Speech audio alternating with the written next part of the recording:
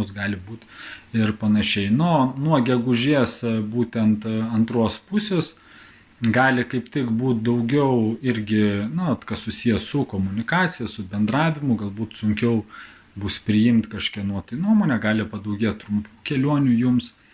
Ir toks laikas daugiau pasilsėti, kažkaip tai neperdegti, gali kartais tokie kaip ir pykčiai, nepasitenkinimas tam tikras būti. Ir nuo spalio vidurio Jupiterio planeta jinai pereina į Vėžį. Ir ten bus palankus laikas, kas susiję būtent su jūsų namų klausimais, su nekilnojamu turtu. Tai gali būti arba sakykime, persikraustimas, arba pirkimas, arba kažkokios tai irgi permainos gali būti su gyvenamąja vieta. Reiškia, tokie palankus reiškiniai, ten jeigu ir remonto klausimai ar statybų klausimai, visa tai irgi palankus, suaktyvės visos šitos temos, gali